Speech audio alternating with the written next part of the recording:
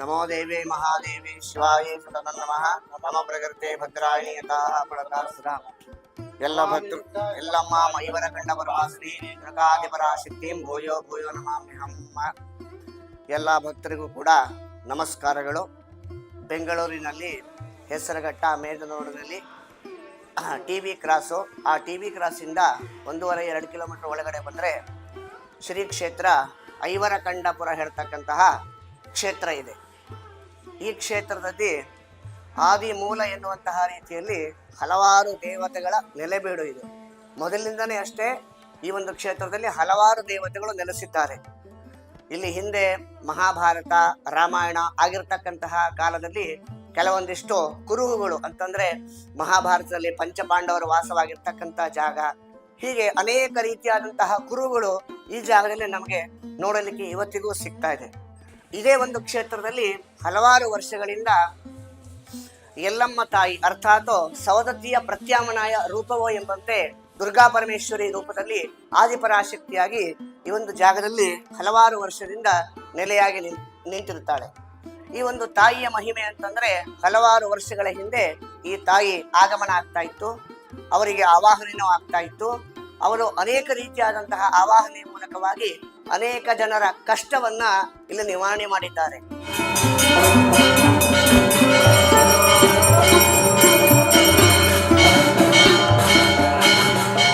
ಎಂತೆಂತಹ ಕಷ್ಟಗಳು ಅಂತಂದ್ರೆ ಮನುಷ್ಯನ ಒಂದು ಮನಸ್ಸಿಗೂ ಕೂಡ ನಿಲುಕದೇ ಇರತಕ್ಕಂತಹ ಕಷ್ಟಗಳು. ಇಂತಹ ಕಷ್ಟ ಮನುಷ್ಯನಿಗೆ ಬರುತ್ತೆ ಅಂತ ಗೊತ್ತಿರಲ್ಲ, ಆದರೂ ಆ ಕಷ್ಟ ಬಂದಿರುತ್ತೆ ಅಕಸ್ಮಾತ್ ಆಗಿ. ಅಂತಹ ಘೋರ ರೀತಿಯಾದಂತಹ ಕಷ್ಟವನ್ನೆಲ್ಲ ಆ ತಾಯಿ ಹೇಳ್ತಕ್ಕಂಥವಳು ಕೂತ್ಕೊಂಡಲ್ಲಿಂದನೇ ಮನಸ್ಸಿನ ಮಾರ್ಗವಾಗಿ ಅಥವಾ ಕೂತ್ಕೊಂಡಲ್ಲಿಂದನೇ ಆ ಶಕ್ತಿಯ ಸ್ವರೂಪವಾಗಿ ಅಲ್ಲಿ ಹೋಗದೇನೆ ಇಲ್ಲಿಂದನೇ ಕ್ಷೇತ್ರದಿಂದನೇ ಆ ಒಂದು ದುಷ್ಟ ಶಕ್ತಿಯನ್ನು ನಿವಾರಣೆ ಮಾಡಿದಂತಹ ಉದಾಹರಣೆಗಳು ಭಕ್ತರಿಂದನೂ ನಾವು ಇಲ್ಲಿ ಇವತ್ತಿನ ದಿವಸ ಕೇಳಿದ್ರೆ ಅವರೇ ಹೇಳ್ತಾರೆ ಇಲ್ಲಿಗೆ ಬಂದವರು. ಹಾಗಿದೆ ಇಲ್ಲಿನ ಶಕ್ತಿ ಹೇಳ್ತಕ್ಕಂಥದ್ದು. ಇಲ್ಲಿ ಈ ಐವರಕಂಡ ಪುರಕ್ಷೇತ್ರದಲ್ಲಿ ರೇಣುಕಾ ಆದಿಪರಾಶಕ್ತಿಯ ಸನ್ನಿಧಾನ ಇದು. ಇಲ್ಲಿ ಪ್ರಧಾನ ದೈವತೆ ಆಗಿರ್ತಕ್ಕಂಥ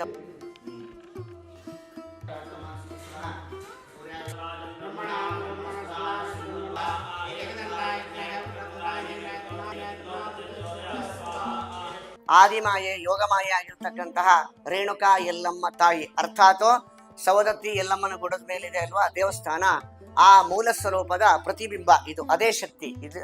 ಅಲ್ಲಿಗೆ ಯಾರು ಹೋಗಕ್ಕಾಗಲ್ಲ ಅಕಸ್ಮಾತ್ ಆಗಿ ಆ ಹೋಗಕ್ಕಾಗದೇ ಇರ್ತಕ್ಕಂಥವ್ರು ಇಲ್ಲಿ ಬಂದು ಕೂಡ ದರ್ಶನವನ್ನ ಮಾಡಿದ್ರೆ ಅದರಷ್ಟೇ ಫಲ ಹೇಳ್ತಕ್ಕಂಥದ್ದು ಈ ಕ್ಷೇತ್ರಕ್ಕೆ ದೊರಕತೆ. ಈ ಕ್ಷೇತ್ರದ ಮೂಲ ಉದ್ದೇಶನೇ ಅದಾಗಿದೆ.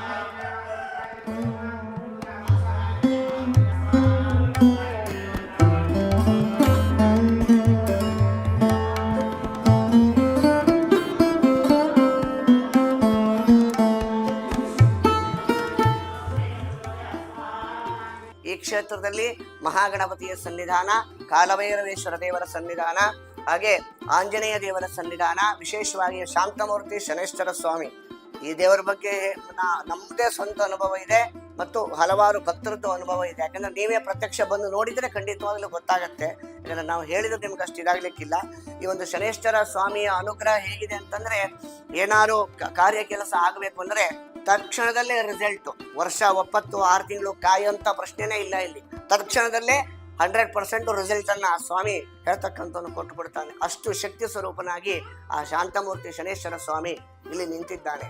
ಮತ್ತು ತಮಗೆಲ್ಲ ಗೊತ್ತಿದ್ದ ಹಾಗೆ ಒಂದು ದೇವತಾ ಸಾನ್ನಿಧ್ಯ ಅಂತಂದ್ರೆ ನಾಗಗಳ ಒಂದು ಸರ್ಪಗಳ ಜಾಗ, ಅದು ಸರ್ಪಗಳ ಮೂಲ ಸ್ವರೂಪ ಇದ್ದೇ ಇರುತ್ತೆ. ಅದೇ ತರದಲ್ಲಿ ಈ ಒಂದು ಕ್ಷೇತ್ರದಲ್ಲೂ ಕೂಡ ಹಾವುಗಳು ಅರ್ಥಾತ್ ನಾಗದೇವರ ಸುಬ್ರಹ್ಮಣ್ಯನ ವಾಸಸ್ಥಾನ ಹೇಳ್ತಕ್ಕಂಥದ್ದು ಇದೆ. ಕುಕ್ಕೆಗೆ ಹೋಗಕ್ಕಾಗದೇ ಇದ್ರು ಕೂಡ, ಘಾಟಿಗೆ ಹೋಗಕ್ಕಾಗದೇ ಇದ್ರು ಕೂಡ ಮುಕ್ತಿನಾಗ ದೇವಸ್ಥಾನ, ಹೀಗೆ ಅನೇಕ ರೀತಿಯಾಗಿ ನಮ್ಮ ಭಾರತ ದೇಶದಲ್ಲಿ ಸುಬ್ರಹ್ಮಣ್ಯನ ವಿಶೇಷ ಕ್ಷೇತ್ರಗಳಿದ್ದಾವೆ.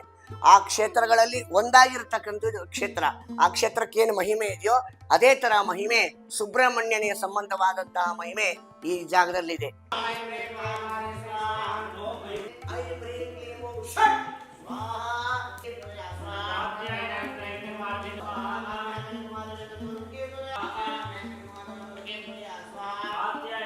ನಿತ್ಯವೂ ಕೂಡ ಇಲ್ಲಿ ದರ್ಶನ ಇರುತ್ತೆ. ವಿಶೇಷವಾದಂತಹ ದಿವಸದಲ್ಲಿ ಸುಬ್ರಹ್ಮಣ್ಯನ ದರ್ಶನವೂ ಕೂಡ ಆಗತ್ತೆ. ಅದರ ಬಗ್ಗೆ ಏನೋ ಎಳ್ಳಿನಷ್ಟು ಕೂಡ ಸಂಶಯ ಇಲ್ಲ. ಇಲ್ಲಿ ನಡೆಯತಕ್ಕಂತಹ ವಿಶೇಷ ಮಹಾಪೂಜೆಗಳು ಅಂತಂದ್ರೆ ನವರಾತ್ರಿಯಲ್ಲಿ ವಿಶೇಷವಾಗಿ 9 ದಿವಸವೂ ಕೂಡ ತಾಯಿ ಮೈತುಂಬೆ ಬಂದಿರ್ತಾಳೆ. ಕಣ್ಣಿಂದ ನೋಡಕ್ಕಾಗಲ್ಲ, ಅಂದ್ರೆ ಅಷ್ಟು ವಿಜೃಂಭಣೆಯಿಂದ ಇಲ್ಲಿ ಪೂಜೆ ಪುನಸ್ಕಾರಗಳು, ನಿತ್ಯವೂ ಒಂದೊಂದು ಹೋಮಗಳು, ನಿತ್ಯವೂ ಒಂದೊಂದು ಅಲಂಕೃತವೂ ಕೂಡ ಆ ತಾಯಿಗೆ ವಿಶೇಷವಾಗಿ ಬೆಳಗ್ಗೆ ಪಂಚಾಮೃತ ಅಭಿಷೇಕ ಆಗತ್ತೆ.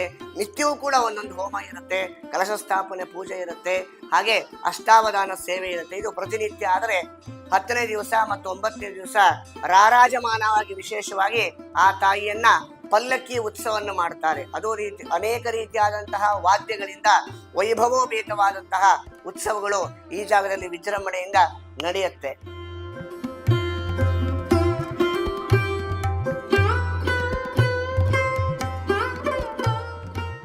ತಮ್ಮ ಇಷ್ಟಾರ್ಥವನ್ನ ಖಂಡಿತವಾಗಿ ನೆರವೇರಿಸಿಕೊಳ್ಳಿಕ್ಕೆ ಇದೊಂದು ಸದಾವಕಾಶ. ಈ ಅವಕಾಶ ಮತ್ತೆ ಬರುತ್ತೆ ಅಂತ ಹೇಳಕ್ಕಾಗಲ್ಲ. ಯಾಕಂತಂದ್ರೆ ಎಲ್ರಿಗೂ ಗೊತ್ತಾಗ್ಲಿ ಹೇಳ್ತಕ್ಕಂಥ ಉದ್ದೇಶದಿಂದ ಇದನ್ನ ನಾವು ವಿಡಿಯೋ ಮಾಡ್ತಾ ಇದ್ದೇವೆ. ಹಾಗಾಗಿ ಇನ್ನೊಮ್ಮೆ ಹೇಳ್ತಾ ಸರ್ವೇ ಜನಾಃ ಸುಖಿನೋ ಭವಂತು ಹೇಳ್ತಾ ಭಕ್ತರೆಲ್ಲರೂ ಕೂಡ ಆ ಭಗವಂತ, ಆ ಮಹಾತಾಯಿ ರೇಣುಕಾ ಆದಿಪರಾಶಕ್ತಿ, ರೇಣುಕಾ ಯಲ್ಲಮ್ಮ ದೇವಿ ಹಾಗೂ ಸುಬ್ರಹ್ಮಣ್ಯೇಶ್ವರ ಸ್ವಾಮಿ ಎಲ್ಲರೂ ಕೂಡ ಸಮಸ್ತ ಸನ್ಮಂಗಳವನ್ನ ಮಾಡಲಿ.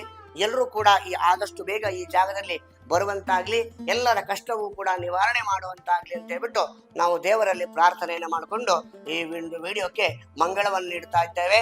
ಸರ್ವೇ ಜನಾಃ ಸುಖಿನೋ ಭವಂತು, ಸರ್ವಮಂಗಳಾನಿ ಭವಂತು. ನಾರಾಯಣಿ ನಮೋಸ್ತುತೇ.